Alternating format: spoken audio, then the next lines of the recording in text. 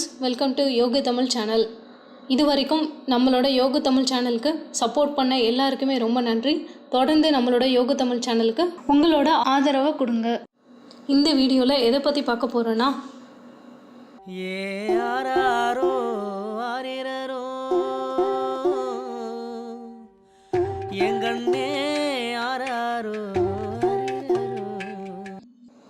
என்னடா சம்மந்தமே இல்லாமல் தாலாட்டு பாடுதேன்னு நினைக்கிறீங்களா? ஆமாங்க, இன்றைக்கி டாப்பிக்கில் நம்ம தூக்கத்தை பற்றி தான் பார்க்க போகிறோம்.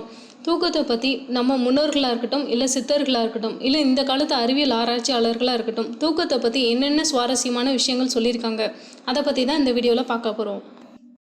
தூக்கம்னு சொல்லும்போது நாள் முழுக்க நீங்கள் கஷ்டப்பட்டு கடுமையாக உழைச்சாலும் சரி, உழைக்கலனாலும் சரி, கண்டிப்பாக நம்மளோட உடம்புக்கு ஓய்வுன்றது தேவைப்படுது. அந்த ஓய்வு தூக்கத்தினால மட்டும்தான் நமக்கு முழுமையாக கிடைக்கிது.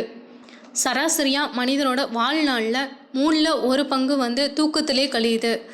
அது மட்டும் இல்லாமல் நம்ம தூங்கும்போது நம்ம உடம்புல உள்ள கோடிக்கணக்கான செல்கள் புத்துணர்ச்சி அடைவதோடு மட்டும் இல்லாமல் உடல் சோர்வு நீங்கி நம்மளோட உடல் வளர்ச்சி பெறதுக்கும் இந்த தூக்கம் இன்றியமையாத தேவையாக இருக்குது. தூங்குறதுக்குன்னு ஒரு சில விதிமுறைகள் அந்த காலத்திலேயே முன்னோர்களும் நம்மளோட சித்தர்களும் சொல்லியிருக்காங்க. அதில் முதன்மையாக சொல்கிறது சரியான நேரத்தில் நேரம் தவறாமல் தூங்கணும். அது மட்டும் இல்லாமல் குறைஞ்சது 6லேருந்து 8 மணி நேரமாச்சு கண்டிப்பாக தூங்கணும். அதுவும் முக்கியமான விஷயம், நைட்டில் தான் தூங்கணும், பகலில் தூங்கக்கூடாது. ஏன் இரவில் மட்டும் தூங்கணும், பகலில் தூங்கக்கூடாது? அதுக்கான காரணம் என்ன? பூமியோட தட்பவெப்ப நிலை மாறி இரவில் தான் பூமி குளிர்ச்சி அடையுது. அப்போ தூங்கும்போது நம்மளோட உடல் நலத்துக்கு ஆரோக்கியத்தை கொடுக்கும். அதனால் இரவில் தூங்குறது தான் ஏற்ற காலம். இன்றைய நவீன உலகத்தில் நைட்டு ஃபுல்லாக கண்ணை முழிச்சு வேலை செஞ்சுட்டு பகலில் தான் தூங்குறாங்க. இதனால் வரக்கூடிய தீமைகளை அந்த காலத்திலே சித்தர்கள் பாடல் மூலமாக சொல்லிட்டாங்க. இப்படி இரவு ஃபுல்லாக கண்ணை முழிச்சு வேலை செஞ்சுட்டு பகலில் தூங்குறதுனால என்னென்ன வியாதிகள் வரும்னா, புத்தி மயக்கம், தெளிவின்மை, உடல் சோர்வு, பயம், ஒருவித படபடப்பு, செரிமானமின்மை, மலச்சிக்கல் போன்ற பல்வேறு வியாதிகளை வர வைக்கும். சராசரியாக ஒவ்வொரு வயதினரும் எவ்வளோ நேரம் தூங்கணும்னு தெரியுமா? 1லேருந்து 12 மாதம் வரைக்கும் இருக்கிற குழந்தைங்க 14லேருந்து 15 மணி நேரம் தூங்கணும். 1லேருந்து 3 வயசு வரைக்கும் இருக்கிறவங்க 12லேருந்து 14 மணி நேரமும், 3லேருந்து 6 வயசு வரைக்கும் இருக்கிறவங்க 10லேருந்து 12 மணி நேரமும், 7லேருந்து 12 வயசு வரைக்கும் இருக்கிறவங்க 10லேருந்து 11 மணி நேரமும், 12லேருந்து 18 வயதில் இருக்கிறவங்க 8லேருந்து 9 மணி நேரமும், 18லேருந்து 65 வயது வரைக்கும் இருக்கிறவங்க 7லேருந்து 9 மணி நேரமும், 65க்கு மேலே இருக்கிறவங்க 7லேருந்து 8 மணி நேரமும் சராசரியாக தூங்கணும். பொதுவாக நம்மளோட உடல் அதிகாலை 2 மணிக்கும் மதியானம் 2 மணிக்கும் தான் ஆழ்ந்த தூக்க நிலைக்கு போகும். அதனால தான் மதியானம் ஆனோனையே நம்மளுக்கு தூக்கம் வந்துடுது. சரி, இப்போது எந்த திசையில் தலை வச்சு படுத்தா என்னென்ன நன்மை தீமைகள் வரும்ன்றத அந்த காலத்தில் சித்தர்களும் இந்த காலத்தில் அறிவியல் ஆராய்ச்சியாளர்களும் சொல்லியிருக்காங்கன்றத பார்த்துடலாம்.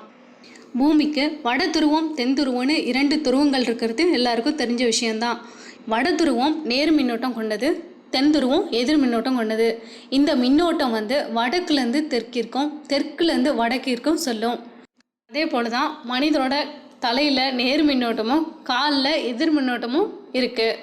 இதனால் தெற்கு பக்கம் தலை வச்சு வடக்கு பக்கம் கால் நீட்டி படுக்கும்போது தான் பூமியின் நேர் மின்னோட்டம் மனுஷனோட எதிர் மின்னோட்டத்து கூட இருக்கும். அதனால் காந்தத்தோட இயல்புப்படி நம்மளோட உடம்புல உள்ள மின்னோட்டத்தை சீராக வச்சுருக்கோம். அது உடல்நலத்திற்கு ஆரோக்கியத்தை கொடுக்கும். அதனால் கிழக்கு தெற்கு மேற்கு பகுதிகளில் தலை வச்சு தூங்கலாம், வடக்கு பகுதிகளில் தலை வச்சு தூங்கவே கூடாது. என்ன காரணம்னா, வடக்கு திசையிலிருந்து வரும் காந்த சக்தி நம்ம தலையில் மோதுறதுனால மூளை பாதிப்பதோடு மட்டும் இல்லாமல் நரம்பு கோளாறுகளும் இதய கோளாறுகளும் வரும்னு ஆராய்ச்சியாளர்கள் சொல்லியிருக்காங்க. இப்போ படுக்கையில் எந்த பொசிஷனில் படுத்து தூங்கணும்னு சொல்லியிருக்காங்கன்னு பார்க்கலாம். படுக்கையில் இடது பக்கமாக திரும்பி தூங்கும் பழக்கம் உள்ளவர்களில் 25% பேர் அதிக மகிழ்ச்சியுடனும் நேர்மறை எண்ணங்களுடனும் அதிக உறுதியுடன் இருக்கிறதா நம்மளோட ஆராய்ச்சியில் சொல்லப்பட்டிருக்கு. இதையே நம்மளோட சித்தர்கள் என்ன சொல்லியிருக்காங்கன்னா, இடக்கை கீழாகவும் வலக்கை மேலாகவும் இருக்கும்படி கால்களை நீட்டி இடது பக்கமாக தூங்கணும்னு சொல்லியிருக்காங்க. இதனால் வலது மூக்கில் சுவாசம் சூரிய கலையில் ஓடுமா. இதில் 8 அங்குலம் மட்டுமே சுவாசம் வெளியே செல்றதுனால நம்மளோட ஆயுளும் ஆரோக்கியமும் வளரும்.